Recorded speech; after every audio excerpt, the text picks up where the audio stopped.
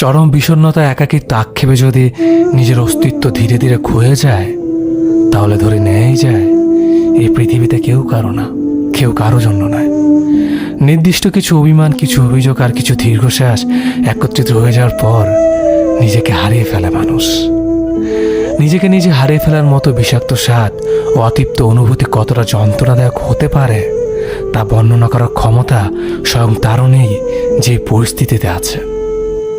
ভেতর থেকে কতটা ভেঙে যাওয়ার পর আর কিছু ভেঙে যাওয়ার ভয় থাকে না, কতটা আঘাত নিজের মধ্যে পোষণ করে রেখে দিলে বিচ্ছেদের ব্যথা স্পর্শ করে না, আর কতটা স্বপ্ন অসম্পূর্ণ রয়ে গেলে আর কোনো স্বপ্ন থাকে না, তা অনুমান করার ক্ষমতা কারও নেই। আমি একজন ব্যর্থ মানুষ বলছে। এখন আমার অস্তিত্ব ছিটেফোঁটা জীবন্ত, তবে সম্পূর্ণভাবে ক্ষয়ে গেলে মিশে যাব ধুলোবালিতে, কুয়াশায় কিংবা মেঘের সাথে। আমি হারিয়ে যাওয়ার পর আমাকে খুঁজতে আসা মানুষেরা ঠিক কতটা দীর্ঘ শ্বাস ফেলবে আমাকে হারানোর ব্যথায় তা আমি জানি না, তবে এতটুকু জানি আমাকে ছাড়া তাদের জীবন থেমে থাকবে না। যে ছেলেরা পাশে বসা মেয়েটিকে অন্য ঠিক করতে দেখলে আলগোছে চোখ সরিয়ে নেয়, সেই ছেলেগুলি ভীষণ লাজুক হয়। গাদাগাদি বাসের ভিড়ে কোনো এক মেয়েকে দাঁড়ানো দেখলেই নিজের সিটটা ছেড়ে দিয়ে বলে, আপনি বসুন। মেয়েটি একটা কৃতজ্ঞতার হাসি দিয়ে বসে ঠিকই, তারপর তাদের দিকে আর ফিরে তাকায় না। সে ছেলেগুলি চিরকালই অগোচরে থেকে যায়। সেই ছেলেগুলি টিউশনের টাকা একটু একটু করে খরচ করে। মাসের শেষের দিনগুলোতে খাবার বিল দেওয়ার ভয়ে সকালবেলা না খেয়ে ক্লাসে ছুটে। মা ফোন করে জানতে চায়, বাবা দুপুরে কি খেয়েছিস? হাতে শুকনো পাউরুটির দিকে এক পলক তাকিয়ে উত্তর দেয়, পুঁইশাক বেগুন দিয়ে ইলিশ মাছ আর ডাল। দুপুরের অসহ্য রোদে কোলাহলের রাস্তায় 8 কিলো হেঁটে ছেলেটি টিউশনে যায়। ক্রিং ক্রিং করে পকেটের ফোনটা জানান দেয় বাবার ফোন। কপালের ঘাম মুছে মলিন হয়ে থাকা স্যান্ডেলের দিকে তাকিয়ে বলে, হ্যাঁ বাবা, ভালো আছে আমি। এতটুকু বয়সে ছেলেগুলোর কেন জানি প্রবল আত্মসম্মান বোধ এসে ভর করে। বাড়ি থেকে টাকা চাইতেই লজ্জা পায়। এই ছেলেদের একজন করে প্রেমিকা থাকে। হুট খোলা রাস্তায় চলতে চলতে একদিন প্রেমিকার হাত চেপে ধরে। 1 কাপ মালাই চা দুজন ভাগ করে খেতে গিয়ে হাসতে হাসতে গড়িয়ে পড়ে। প্রিয়সী শ্যামবর্ণের বড় বড় চোখের দিকে তাকিয়ে কবিতা রচনা করে।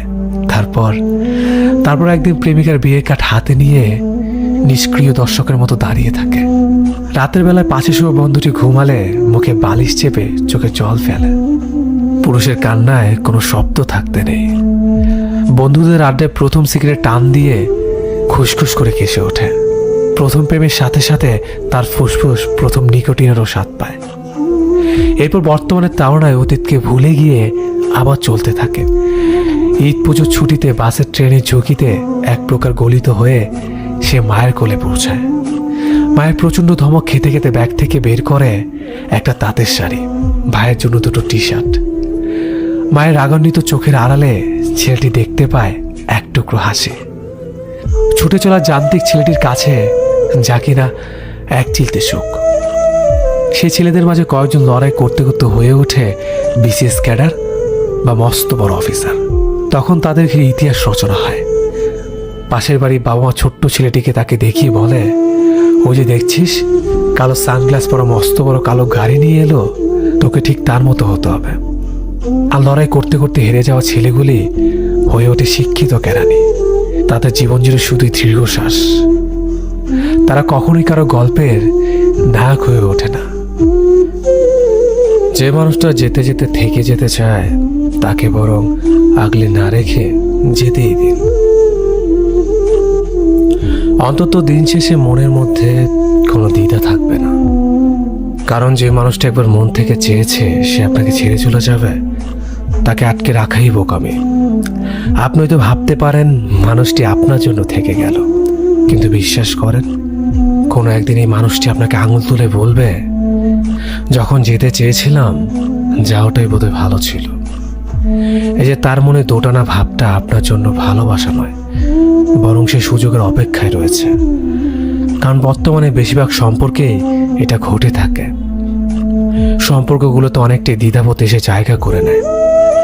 অনেকে একটা সম্পর্কে জড়ানোর পরেও দ্বিধায় থাকে, ভাবতে থাকে এর চেয়ে বেটার অপশন আমি ডিজার্ভ করি, বা এর থেকে ভালো কেউ যদি আমার জীবনে আসে।